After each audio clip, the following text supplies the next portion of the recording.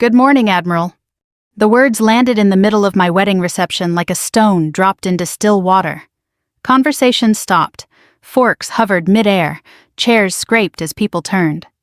I remember the sound of fabric shifting, dozens of guests twisting in their seats at once, trying to understand who the man in the tailored navy suit was speaking to.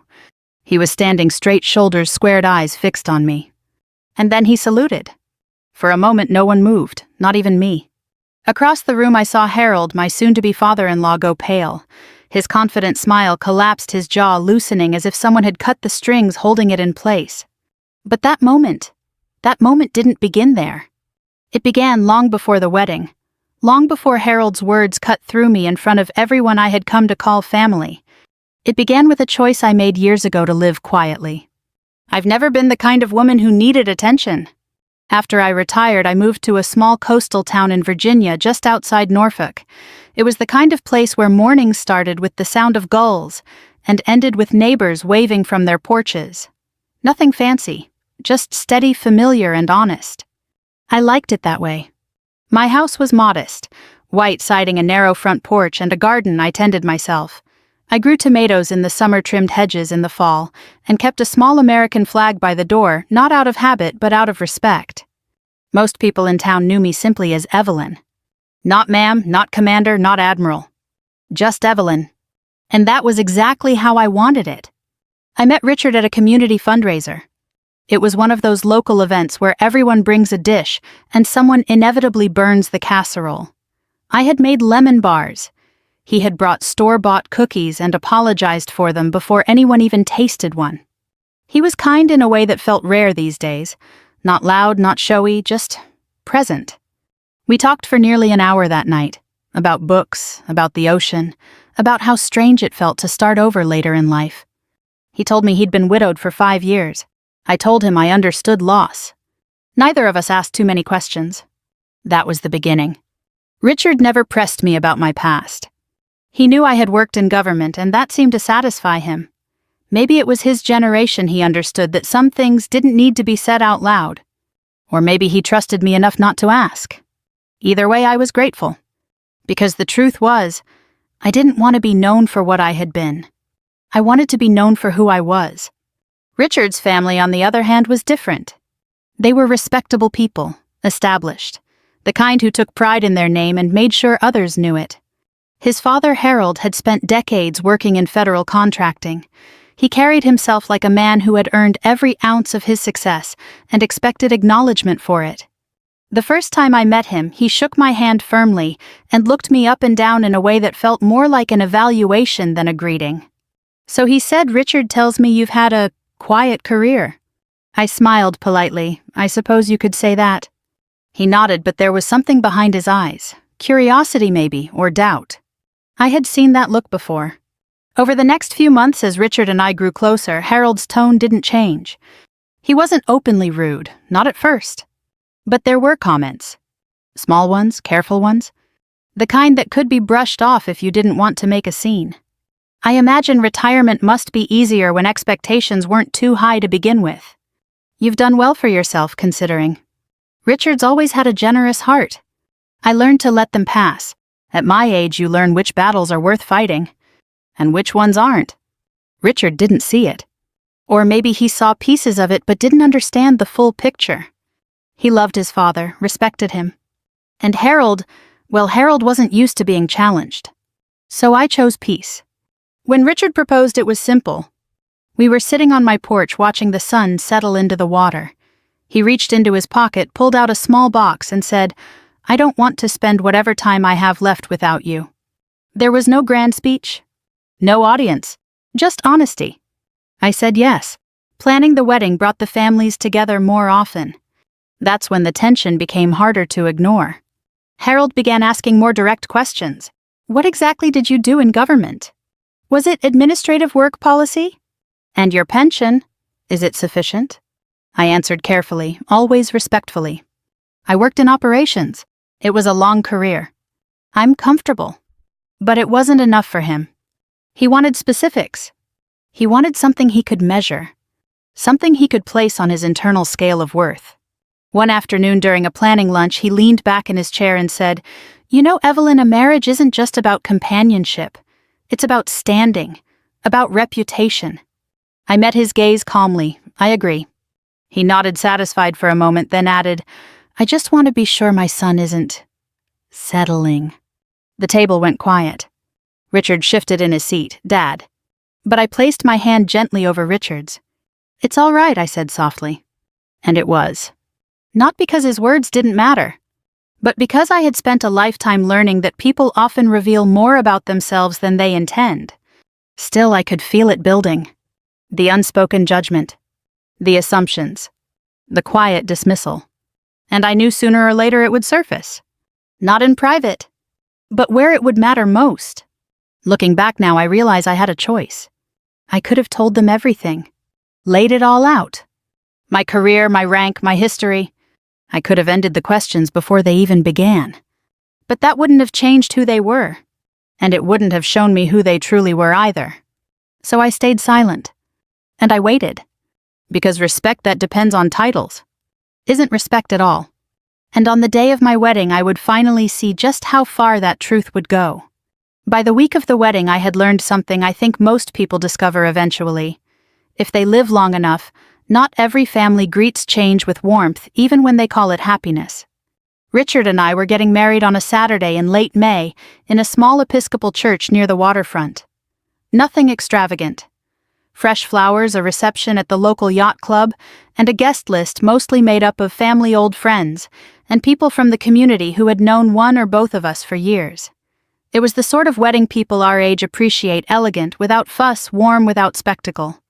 That was what I wanted. At my age, a wedding isn't about proving anything. It isn't about a grand entrance or a dramatic display. It's about making a promise with clear eyes and a grateful heart. Richard understood that. He wanted the same thing I did, a peaceful day, a meaningful ceremony, and the comfort of beginning a new chapter without pretending we were 25. But peace, I was beginning to understand, was not something Harold intended to offer me. The trouble with men like him is not that they're loud. Loud men can be dealt with. You know where they stand. You hear them coming. The difficult ones are the polished men, the respectable men, the ones who smile while they diminish you, and then act surprised when you notice. Harold had perfected that style over a lifetime. 3 days before the wedding, Richard and I drove to his parents' house for a small family dinner. His mother, Diane, had made pot roast and green beans, and the dining room looked exactly as it always had. China cabinet, polished table runner, pressed silverware laid out with the care of people raised to believe that proper manners could hold a family together. Diane herself was gentle but quiet in the way some women become after decades of accommodating a stronger personality. She was never unkind to me. In fact, I think she liked me. But liking someone and standing up for them are not always the same thing. Richard's younger sister, Marianne, was there too, along with her husband, Kent. Marianne was pleasant enough, though she carried a kind of social alertness that made her seem always to be measuring the room. Kent was one of those men who spoke very little until he had something sharp to say. Dinner started smoothly. Diane asked about the flowers. Marianne wanted to know whether I had chosen ivory or white for my dress. Richard talked about the seating chart. For nearly 20 minutes the meal felt normal. Then Harold set down his water glass and turned to me. So, Evelyn, he said with that polished tone of his I've been meaning to ask, what was your title exactly? The table quieted. I cut a small piece of roast and answered the same way I had before. I worked in naval operations. That's not really a title, he said. No, I replied calmly, it's not. He gave a short laugh as if I had confirmed something for him. Well, I suppose some jobs are harder to explain than others. Richard looked up. Dad. What Harold said, lifting his hands slightly, I'm making conversation. But he wasn't. We all knew that. I sipped my iced tea and let the moment pass. That was one of the habits service had taught me better than anything else. Silence can be its own form of control. You do not answer every provocation. You do not rise to every baited line. Sometimes you let a person keep talking until they show everyone at the table exactly who they are. Harold turned to Richard. I'm just surprised, that's all. A man ought to know the details before marriage. Richard's face tightened. I know enough. Harold looked at him for a long second. Do you? Diane immediately reached for the breadbasket as if dinner could be rescued by carbohydrates. Who wants another roll? No one answered. I set down my fork and met Harold's eyes. Richard knows what matters. His expression sharpened just slightly. That depends on your definition of matters. There it was again. Not quite an insult. Not quite a question. Just enough poison to settle into the conversation without making a stain anyone else felt obligated to clean up. Marianne cleared her throat. Dad, really? But Harold was in no mood to retreat. I'm only saying, he continued, that marriage is serious, at our age especially. Finances, background stability, these aren't things you gloss over. Richard pushed back from the table a little. We haven't glossed over anything.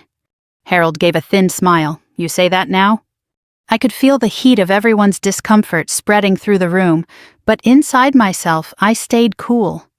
That had always been my refuge. Calm is not the absence of feeling. It is the decision not to let feeling drive the ship. I've done very well taking care of myself, I said. Harold nodded slowly. I'm sure you believe that. The words hung there. Marianne stared at her plate. Kent reached for his drink and said nothing. Diane looked stricken. Richard was halfway between anger and embarrassment, which is an unhappy place for a grown son to be. And in that moment I understood something important. Harold did not simply disapprove of me. He resented the fact that I would not present myself for inspection. Men like him are comfortable with resumes. They understand pedigree, salary, job titles, family background. Those things help them sort people into categories that make them feel secure. But a woman who remains self-contained, who answers politely without volunteering more than she chooses, unsettles them. She cannot be ranked so easily. That was what bothered him. Not my past. My refusal to place it in his hands. After dinner, while Diane and Marianne cleared the table, I stepped out onto the back patio for air. The evening was mild, the sky washed in that soft, golden light you get just before sunset. Their yard backed up to a stretch of trees, and for a moment all I could hear were birds and the distant hum of traffic. Richard came out a minute later and closed the screen door behind him. I'm sorry, he said. I leaned against the railing. You don't need to apologize for your father's manners. Yes, I do. He rubbed the back of his neck. He's been worse than usual. I looked at him. Has he? Richard let out a tired breath and gave me a sheepish look. No, probably not. I just kept hoping he'd settle down. I smiled, though there was sadness in it. People don't usually become kinder because there's a wedding. He looked away, then back at me. You could tell me, you know. Tell you what. Whatever it is you're not saying. His voice was gentle, not accusing. I've never pushed because I didn't want to pry, but sometimes I feel like there's this whole part of your life standing quietly behind you, and I'm the only one in the room who can't see it. That touched me more deeply than Harold's barbs ever could. I folded my hands in front of me. Richard, there are parts of my life I don't talk about because I spent years living in places where talking too much wasn't wise, and after a while privacy becomes less of a habit and more of a comfort. I know, he said, but I'm not your commanding officer. I'm the man marrying you. There was pain in his voice, and that pained me. So I stepped closer and rested my hand on his arm. And I love you for your heart, not your questions. He covered my hand with his. That's not an answer. No, I said softly, it isn't. We stood there together for a few seconds in the fading light. Then I said the only thing I could say honestly. There are things I will tell you, but I want to do it in my own time. Richard studied my face, then nodded. All right. It was one of the reasons I loved him. He knew how to leave a door open without forcing it wider. Inside, I could hear Diane calling that dessert was ready. We went back in together. Harold was sitting at the head of the table as if nothing had happened, which was his specialty. Men who wound people often prefer to act as though the wound is imaginary. The next day brought more of the same. At the final meeting with the reception coordinator, Harold questioned the guest list, the seating chart, even the choice of music. Every objection of his somehow circled back to me. Do you know these people well enough to invite them? Are you sure your side isn't a little sparse? I suppose second marriages are always harder to organize. He never raised his voice. He didn't need to. His contempt was refined, polished smooth by decades of practice. And still I held my tongue. Not because I was weak, not because I was afraid, but because age teaches you that timing matters. There is a difference between defending yourself and revealing someone else. One is impulse, the other is truth. By Friday night, the evening before the wedding, I was alone in my guest room at Richard's house, laying out the blue silk dress I would wear to the rehearsal dinner. My garment bag for the wedding hung nearby. On the dresser sat a small jewelry box, and inside it, wrapped in tissue, was an item I had not worn in years. I opened the box and looked at it for a long moment. Then I closed it again. Not yet. Outside the room, I could hear low voices, Richard on the phone, Diane moving dishes in the kitchen, Harold talking somewhere down the hall. The house was full of that tense, overmanaged quiet families create when they are trying to force harmony before a major event. I sat down on the edge of the bed and smoothed the dress over my knees. I had spent a lifetime in rooms where pressure could turn a situation dangerous in seconds. Compared to that, a difficult family wedding should have been simple. And yet I felt it deep in my bones. Something was coming. Harold wasn't finished. He had been building toward something all week, testing boundaries, probing for weakness, trying to place me beneath him in whatever invisible hierarchy he carried around in his mind. And tomorrow, with a room full of witnesses and nowhere left for courtesy to hide, I suspected he would finally say exactly what he thought of me. I also suspected he would regret it. I woke before dawn on my wedding day, the way I used to wake before inspections, before briefings, before flights out over uncertain water. Old habits remain in the body long after the uniform is folded away. For a few quiet minutes I lay still and listened to the house settle around me. Pipes clicked faintly in the walls. Somewhere downstairs a floorboard creaked. Outside a gull cried over the water. Virginia mornings near the coast have a softness to them in late May, a gray-blue light that makes everything feel held in suspension, as if the day has not yet decided what it means to become. I remember thinking before my feet even touched the floor that this would be one of those days a person carries forever. Not because of the flowers or photographs, and not because of the cake or music. Those things matter in the moment, but they fade. What lasts is how people reveal themselves when emotion rises and the room is watching. By 8 o'clock, the house was gently alive. Diane moved through the kitchen in her robe, making coffee for everyone and pretending she wasn't nervous.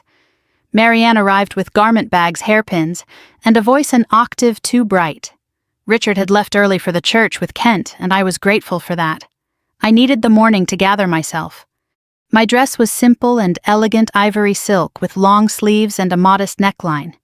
At our age, there is a dignity in not trying to reclaim youth. I didn't want to look young. I wanted to look like myself at peace. As Marianne zipped the back for me, she caught my eyes in the mirror. "You look beautiful," she said. "Thank you." She hesitated, then added quietly, "I'm sorry about Dad."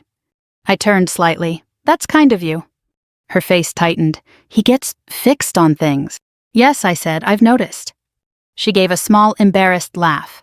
"Once he decides he understands a person, he doesn't really leave room to be wrong." That was one of the truest things anyone in that family had said. I studied her reflection for a moment and saw not just discomfort but fatigue. Children of strong fathers often spend years learning how to manage a weather system they did not create. "You don't have to carry responsibility for him," I told her. She lowered her eyes. "Maybe not, but somehow we all do." That stayed with me. The ceremony itself was lovely. The church was small, white, and full of warm morning light. Friends from town filled the pews. Richard stood at the front, looking handsome and a little overwhelmed, his gray suit pressed perfectly, his hands clasped too tightly. When he saw me step into the aisle, his whole face changed. Not dramatically, just softly. His shoulders eased. His mouth trembled into a smile that held gratitude and disbelief all at once. That expression alone would have been enough to carry me through the day. The minister spoke simply without flourish. Richard's voice caught when he said his vows. Mine remained steady, though I felt more than I showed. I had stood in rooms with secretaries, senators, foreign officers, and battle groups hanging on my words. Yet nothing in my professional life had ever felt as intimate as promising one man before God and family that I would walk beside him for whatever years remained to us. When the minister pronounced us husband and wife, the church rose in applause. Richard kissed me gently. For a few precious moments, everything Harold had said and implied over the past months faded into the background. The only thing that felt real was the ring on my hand and the warmth of Richard's palm against mine. I wish that had lasted. The reception was held at a yacht club overlooking the water. It wasn't as grand as the name suggests. More old local prestige than modern luxury. Polished wood floors, white tablecloths, brass fixtures framed regatta photographs on the walls. The kind of place where retirees hold anniversary parties and civic boards gather for fundraisers. Comfortable, tasteful, familiar. By early afternoon, the room was full of laughter, clinking glasses, and the easy hum of conversation. The food was good. A trio played standards in the corner. People came up to our table with stories, blessings, warm handshakes. For a while, I let myself believe Harold might preserve the day after all.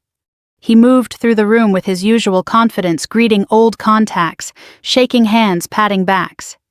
To anyone who didn't know him well, he looked like a proud father hosting a family celebration. That was part of what made men like Harold difficult.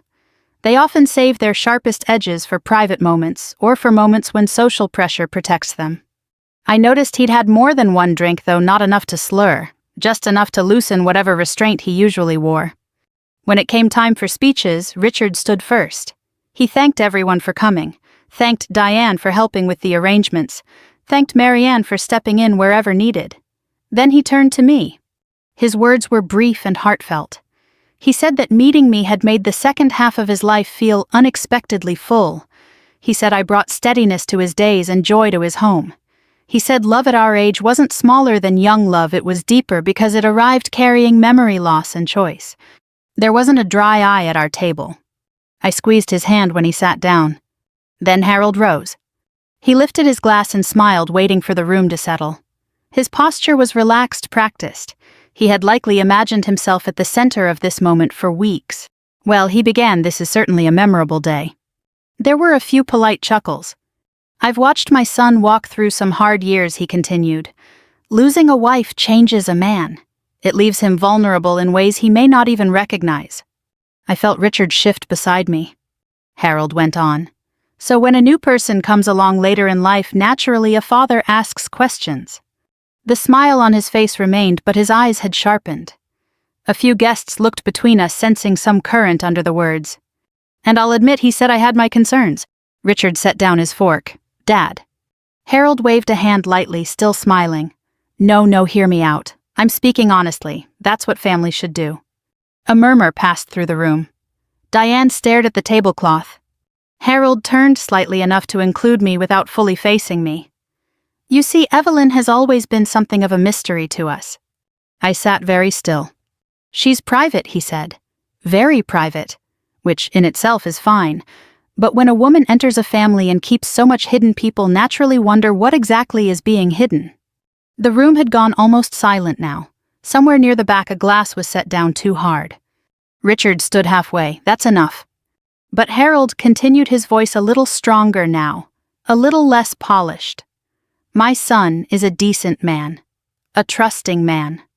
Maybe too trusting. And I'll say what others may have been too polite to say when someone appears out of nowhere with vague stories about government work and a quiet life. A man is entitled to ask whether she's there for love or for security." The words hit the room like a slap. I heard Marianne suck in a breath. Diane looked as if she might cry. Several guests turned toward me immediately, not with suspicion, but with the helpless attention people give a person who has just been publicly struck. Richard pushed back his chair and stood. "You need to stop. Right now." Harold flushed with the terrible courage of a man who mistakes an audience for agreement, pressed on. "I'm only protecting my son. If that embarrasses anyone, so be it." Then he looked directly at me. "For all we know, he said you spent your career pushing papers in some office and learned just enough to make yourself sound important. But this family doesn't owe respect based on vague hints and polished manners." The silence that followed was unlike ordinary silence. It had weight, shame, shock, the sound of 100 people realizing together that something had gone too far. Richard turned to me horrified. "Evelyn." But I placed my hand gently over his wrist. "It's all right," I said. And strangely it was, because humiliation only works when you accept the measure being used against you. Harold thought he was stripping something away from me, but he could only strip away the illusion he had built for others. He had no access to what I actually was. I rose slowly from my seat. Not angrily, not dramatically. Just calmly. Every eye in the room followed me. Harold's face was flushed, but I could see the first hint of uncertainty flicker there. Bullies count on immediate collapse, not composure. They know what to do with tears. They know what to do with shouting. Calm confuses them. I looked at him and said in an even voice, "You are entitled to your opinions, Harold, but you are not entitled to invent my life simply because I declined to perform it for your approval." A few people lowered their eyes. A few others nodded almost imperceptibly. Harold gave a brittle laugh. "Then perhaps you'd like to enlighten us." There it was, the invitation, public, smug, and poisoned. I could have answered then. I could have ended everything with one sentence. Instead, I said no, I don't think I need to. That unsettled him more than anger would have. He opened his mouth again, perhaps to say something even crueler, when the doors at the back of the reception room opened. At first, no one paid much attention. Just another late guest, perhaps. But then the room's focus shifted in a way I recognized instantly. Heads turned not from curiosity, but from the subtle force of authority entering a space. A tall man in a dark suit stepped inside, silver-haired, straight-backed, carrying himself with unmistakable military bearing. Two others followed behind him, though they remained a respectful distance back. Harold's expression changed. Only slightly, but enough. He knew him. And as the man moved through the parted crowd, his gaze fixed not on Harold, not on Richard, but on me, I realized that the day Harold had worked so hard to control had finally slipped beyond his reach. The room seemed to hold its breath as the man approached. I recognized him immediately, though it had been years since we had last stood in the same room. Time had etched deeper lines into his face, and his hair had gone fully silver, but his posture hadn't changed. It never would. Men like him don't forget who they are even when the uniform comes off. Rear Admiral Thomas Whitaker. Harold's superior. And once long ago, mine in a different chain of command. He walked past tables of guests who instinctively moved aside, though most of them didn't understand why. There's a certain presence that doesn't need explanation. It's felt, not announced. When he reached me, he stopped. Straightened. And then, in one smooth, unmistakable motion, he raised his hand in a formal salute. "Good morning, Admiral." You could have heard a pin drop. The words didn't echo, but they carried, across every table, through every whispered assumption, into every corner of that room where people had just watched me be measured and dismissed. For a moment I didn't move. Not because I didn't know what to do, but because I understood exactly what this moment meant. Then quietly I returned the salute. "Good morning, Tom," I said. Not loudly, not for effect. Just enough. A ripple passed through the room, sharp inhales, chairs, shifting, the soft clatter of someone setting down a glass too quickly. I turned slightly and looked at Harold. His face had drained of color completely now. The confidence, the authority he had worn like a well-tailored jacket all afternoon, it was gone. In its place was something far more honest. Shock. And beneath it, fear. His mouth opened, then closed. No words came out. That more than anything told me he understood. Whitaker lowered his hand and gave me a small, respectful nod. Then, as if remembering where he was, he glanced around the room.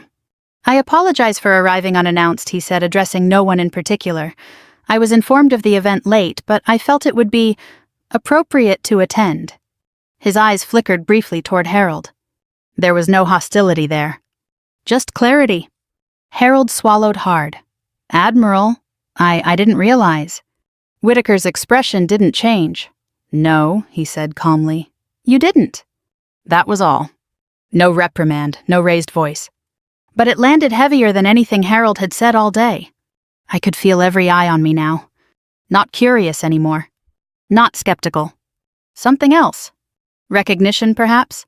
Or the uneasy awareness that they had just witnessed something shift in a way they couldn't take back. Richard stood beside me, completely still. "Evelyn," he said quietly. I turned to him. There was no accusation in his face, no anger. Only confusion, and something like awe. I reached for his hand. "I was going to tell you," I said softly. "I know," he replied. And I believed him. Whitaker stepped slightly to the side, giving me space but remaining present like a silent anchor in the room. One of the guests, an older gentleman I recognized from town, leaned toward another and whispered not quite quietly enough, "Did he say, Admiral?" The answer came not in words, but in the way the room had already changed. People were sitting straighter now, listening differently. Even those who didn't fully understand military ranks knew enough to recognize the significance. Harold, however, understood exactly. He took a step toward me, then stopped halfway as if unsure whether he had the right to come any closer. "Evelyn," he said, his voice unsteady, I had no idea." I met his eyes. "I know," I said. That was the truth. He hadn't known, but he had assumed. And that had been the real problem all along. Diane rose slowly from her seat, her hand pressed lightly to her chest. "My goodness," she whispered. "All this time."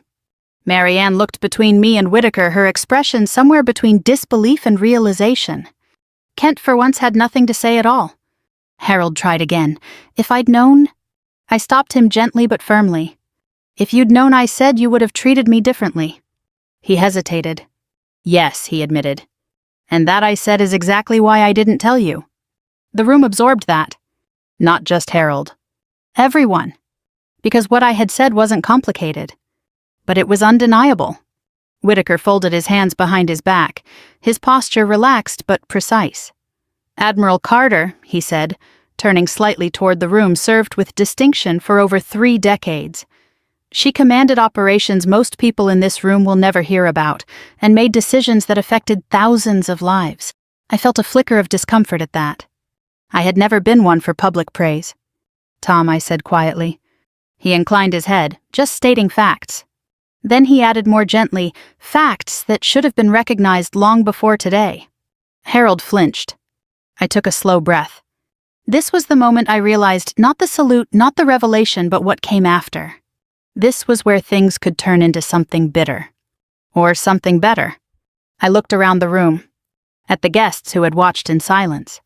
At Diane, who looked ashamed. At Marianne, who looked thoughtful. At Richard, who looked at me like he was seeing me for the first time and yet somehow more clearly than ever. And finally back at Harold. His shoulders had lowered. His certainty was gone. In its place was something I hadn't seen before. Humility. I didn't keep my past a secret to deceive anyone. I said, my voice calm but steady enough to carry. I kept it private because I wanted to live the rest of my life as a person, not as a rank. No one interrupted. I've spent years in rooms where titles mattered, where authority had to be clear, where decisions had consequences that couldn't be undone. I paused. But this, I gestured lightly around the room, this was supposed to be different. My gaze settled on Harold again. This was supposed to be about family. Harold's eyes dropped. "I was wrong," he said. The words came out quietly. Not polished. Not practiced. Just real. For a long moment no one spoke. Then Diane moved first. She stepped toward me, her eyes filled with something soft and regretful. "Evelyn," she said, "I'm so sorry. I should have said something." I reached out and touched her hand. "You're saying it now." That seemed to matter to her. Richard finally exhaled a breath he'd been holding far too long. "Well," he said with a faint disbelieving smile, "I guess I should have asked a few more questions." A light ripple of laughter moved through the room, not mocking, not sharp, but relieved. The tension cracked. Just a little. Whitaker stepped back slightly, his role in the moment complete. "I'll leave you to your celebration," he said. I nodded. "Thank you for coming." He gave me one last respectful look. "Always Admiral." Then he turned and walked back through the room, the quiet authority he carried, leaving a different kind of silence behind him. As the doors closed, the weight in the room shifted again. Not gone, but changed. What had been humiliation was now something else. Reckoning. Understanding. And perhaps the beginning of something better. Harold remained where he stood, still processing. Then slowly, almost as if it cost him something, he took another step toward me. This time he didn't stop. And for the first time since I had met him, he looked at me not as someone to evaluate, but as someone he needed to understand. For a while after the doors closed behind Admiral Whitaker, no one seemed quite sure what to do next. The music had stopped at some point I hadn't even noticed when, and the trio in the corner sat quietly with their instruments resting in their laps, waiting for someone to signal that it was all right to begin again. Glasses remained half-raised. Conversations hung unfinished. Moments like that don't resolve all at once. They settle slowly like dust after something has been shaken loose. Richard was still standing beside me, his hand wrapped firmly around mine now, as if he needed to anchor himself to something steady. "You were a Navy admiral," he said quietly. I nodded, yes. He let out a soft breath, not quite a laugh. "That's not exactly small detail." "No," I agreed, "it isn't." He studied my face, searching not for answers, I realized, but for reassurance. "Why didn't you tell me?" he asked. There was no accusation in it, just hurt and curiosity. I turned slightly so we were facing each other fully, even though the room was still watching. "Because I wanted you to see me," I said, "not what I used to be." His brow furrowed. "I do see you." "I know," I said gently, "but I needed to know that first." That seemed to settle something in him. He nodded slowly. "You're right." And then, after a pause, he added, "I just wish I had known what you were carrying." That word stayed with me. Carrying. Because that's what a life like mine becomes eventually. Not a badge, not a title. A weight. Around us, the room began to stir again. Not loudly, not abruptly, but carefully. A few guests resumed quiet conversations. Chairs shifted. Someone signaled to the musicians, and soft piano notes began to fill the space again, gentle and unobtrusive. But the atmosphere had changed. People were looking at me differently now. Not just with curiosity. With respect. And in some cases with a kind of distance that hadn't been there before. That more than anything was what I had always tried to avoid. Diane approached again, this time more composed. "Evelyn," she said, "I can't imagine the responsibility you must have carried all those years." I smiled faintly. It wasn't something I carried alone. She nodded, though I wasn't sure she fully understood. Few people outside that world ever do. Marianne stepped forward next. "I feel like I owe you an apology too," she said. "For what?" "For not seeing what was happening. Or maybe seeing it and not saying anything." I considered that. Then I shook my head. "You're not responsible for someone else's behavior." She gave a small, thoughtful nod. I still wish I had said something, she admitted. "That's fair," I said. And it was. Across the room I saw Harold still standing near his chair. He hadn't moved much since the moment everything changed. His glass sat untouched in his hand. He wasn't looking at me now. He was looking down. I had seen that posture before too. Not in men who had been defeated, but in men who had just realized they had been wrong. There's a difference. Defeat closes a man. Understanding opens him. After a few minutes, he finally walked toward us. Not with his usual confidence. Not with that careful, measured authority he carried like a second skin. Just slowly. When he reached us, he didn't speak right away. He set his glass down on the nearest table, cleared his throat, then looked at me directly. "I owe you an apology," he said. The room quieted again, not completely, but enough that those closest could hear. "I spoke out of turn," he continued, "and out of assumption." I held his gaze. "Yes," I said. He didn't flinch. "I judged you based on what I didn't know," he went on. "And instead of asking with respect, I pushed. I made it public when it should have remained private." There was no defensiveness in his voice now. No justification. Just acknowledgement. That matters more than most people realize. "I appreciate you saying that," I told him. He nodded once. Then, after a pause, he added, "If I had known who you were." I shook my head gently. "That's not the point." He stopped. And for the first time, I saw him really listening. "The problem isn't that you didn't know my rank," I said. "The problem is that you believed respect should depend on it." The words were quiet. But they carried. He absorbed that slowly. Then, almost reluctantly, he said, "You're right." That couldn't have been easy for him. Men like Harold build their lives on certainty. Admitting fault isn't just uncomfortable, it's disorienting.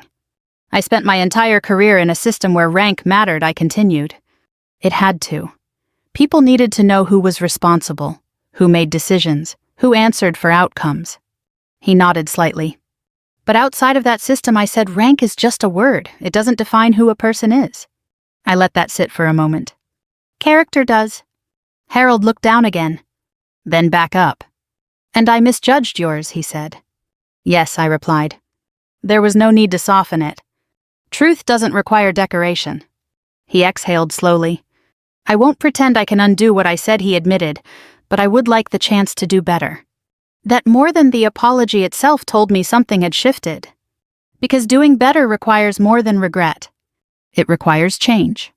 I studied him for a moment. Then I nodded. That's all anyone can ask. There was a small release in the room after that. Not dramatic, but real. Conversations resumed more naturally. The music picked up a little. Someone laughed at something across the room, and it didn't feel out of place anymore. Richard squeezed my hand. You handled that better than I would have, he said quietly. I smiled. That's why you married me. He chuckled softly, among other reasons. As the afternoon continued, people approached me one by one. Some offered congratulations. Some asked respectful questions about my service.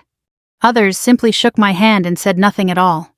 I answered what I chose to answer, and left the rest where it belonged, in the past. But through it all, one thing remained clear in my mind. Respect that arrives only after revelation is not the same as respect that exists from the beginning. And yet sometimes it's the only kind people are capable of at first.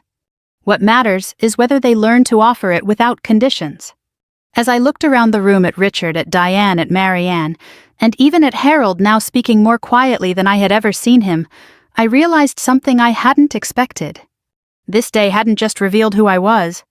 It had revealed who they were. And more importantly, who they might still become. By the time the sun had begun to lower over the marina, the reception had softened into something quieter and more honest than it had been all afternoon. The shock had worn off. The whispers had thinned. People were no longer looking at me with that startled, searching expression they'd had after Admiral Whitaker's salute. They were looking at me more normally now, though, perhaps with a little more care than before. I was grateful for that. I had no desire to spend the rest of my wedding day as a spectacle. Richard and I had managed one slow dance, just one. The band was playing an old standard something from the 60s, warm and familiar, and we moved carefully across the floor with the kind of restraint that comes from years, not from lack of feeling. His hand rested lightly at my back. My head was near his shoulder. Neither of us spoke for the first minute or so. Finally, he said, I keep replaying the whole day in my mind. That's usually a sign of shock, I said. He gave a quiet laugh. That obvious? A little. We kept moving. Then he said more seriously, I'm not upset that you were an admiral. I certainly hope not. That brought another small laugh from him. I'm upset, he said, that you felt you had to carry that alone. I drew back just enough to see his face. It wasn't about carrying it alone. Then what was it about? I took a breath. It was about leaving it where it belonged. He studied me, listening. When you spend years in command, I said, people stop seeing the person and start seeing the structure around her. The rank, the authority, the expectations. Even after retirement, it follows you. People either stiffen around you or perform for you. I didn't want that with you. And you thought telling me would change that? I didn't know, I said honestly, but I knew I didn't want to begin our life together inside a title I had already spent a lifetime carrying. Richard was quiet for a moment. Then he nodded. I can understand that. I smiled a little. You don't have to understand all of it. I know, he said, but I'd like to understand more than I did this morning.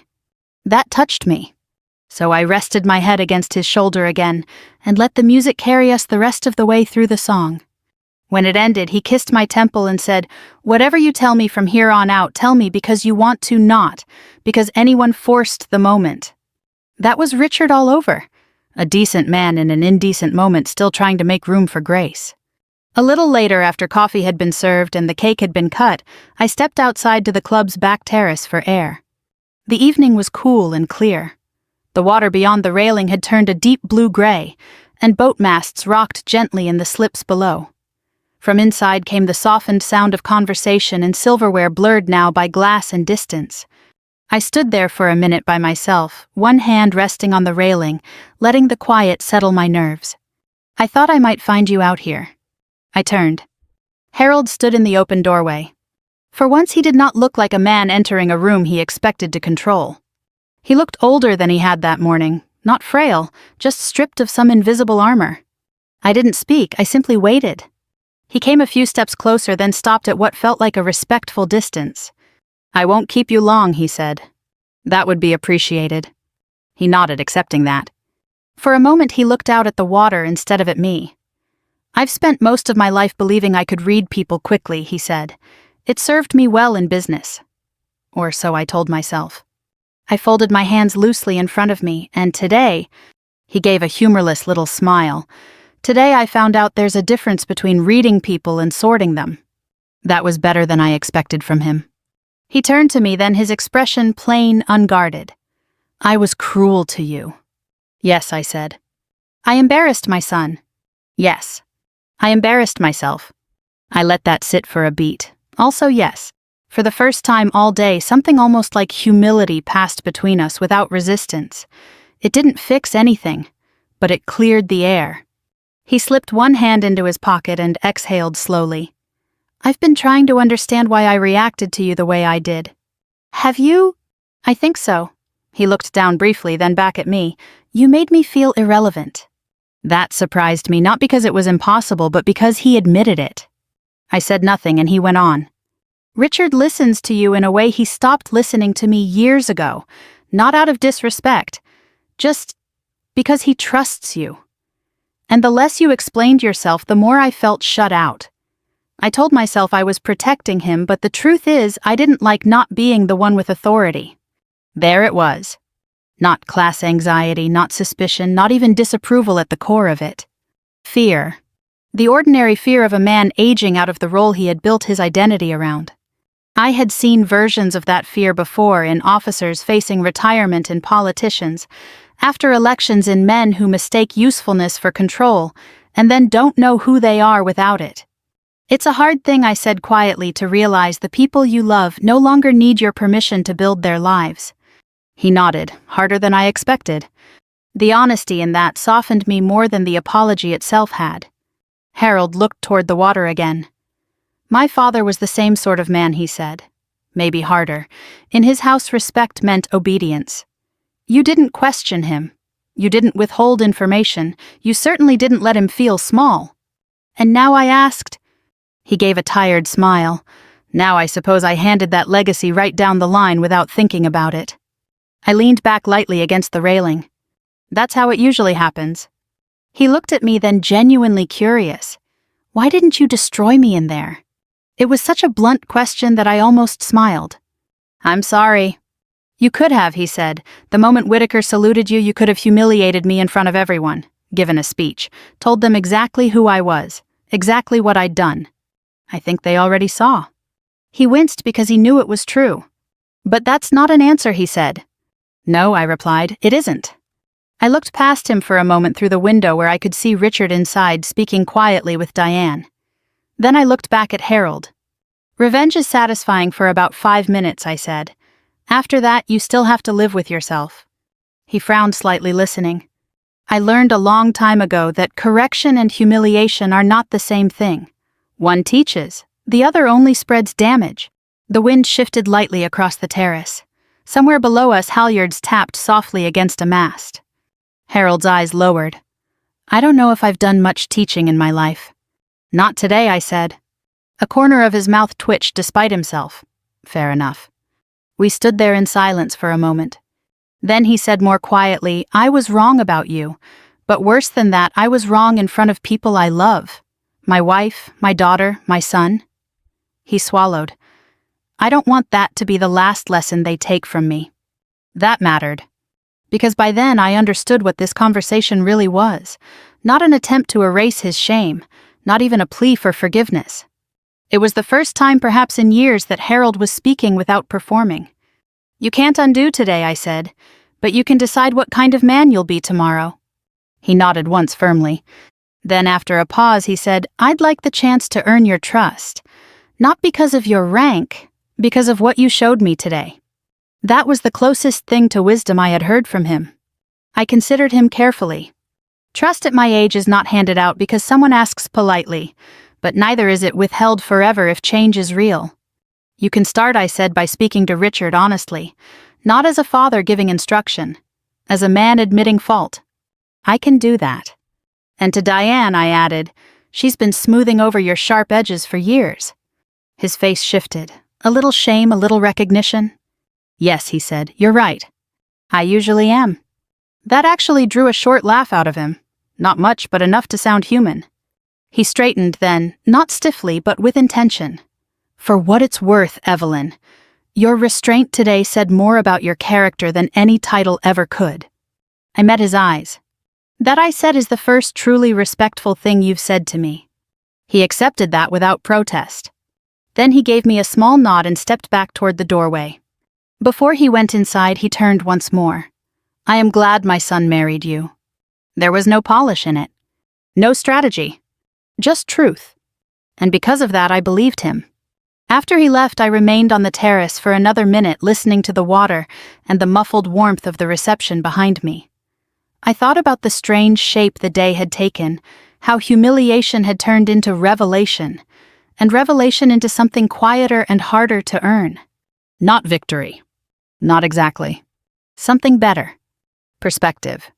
When I went back inside, Richard looked up immediately and crossed the room to me. You all right? He asked. I am now, I said. He glanced toward the hall where Harold had disappeared a moment earlier. Did he come out here? Yes. And I slipped my hand into his. And I think I said your father may finally be ready to grow up. Richard stared at me for half a second, then laughed, really laughed for the first time all day. And that, more than the salute, more than the shocked silence, more than Harold's apology, felt like the first clear sign that the worst of the day was behind us. By the time the evening began to wind down, the reception had transformed into something I hadn't expected when the day began. It was quieter. Warmer. More honest. The kind of gathering where people leaned in closer when they spoke, where laughter came easier, and where whatever had been shaken loose earlier in the day had settled into something more grounded. The band played softer now. The sky outside had darkened into a deep navy, the kind that reflects faintly off the water like memory rather than light. Guests were beginning to say their goodbyes, lingering hugs, slow handshakes, promises to call to visit, to stay in touch. At our age, you learn that goodbyes are never casual. They carry weight. Richard and I stood near the entrance thanking people as they left. You gave us quite a story to remember, one of the older gentlemen said to me with a small smile. I wasn't aiming for that, I replied. He chuckled. The best stories never are.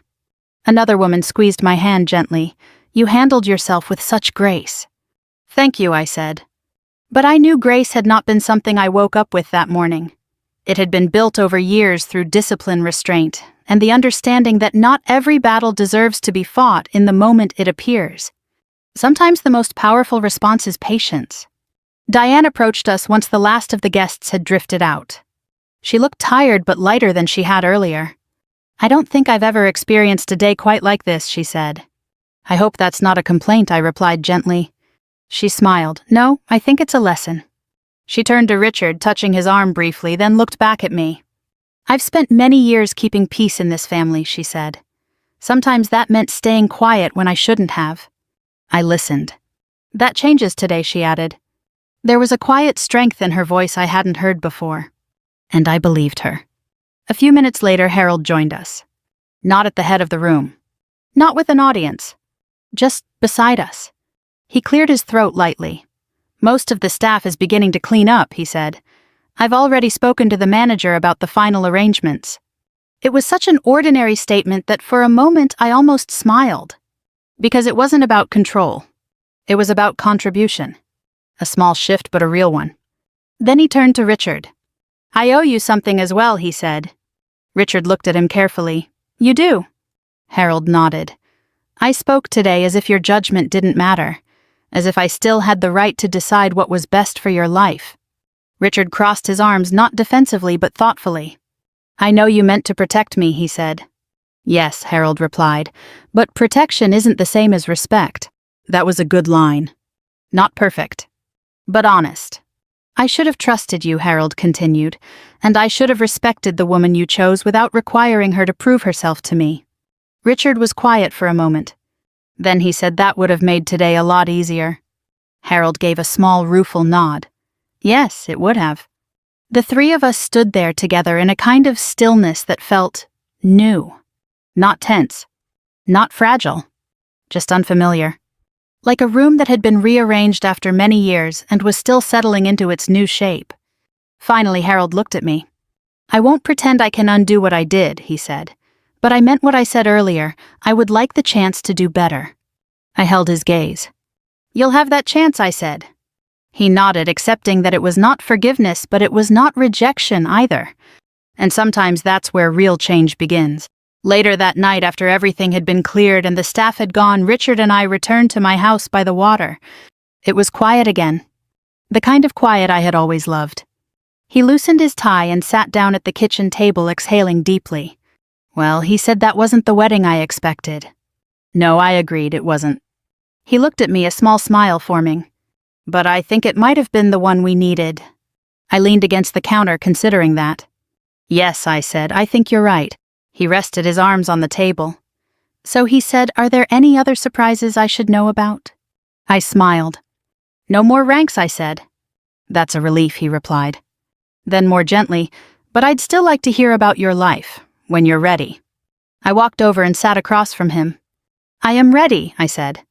And for the first time since we met, I began to tell him. Not everything. Not all at once.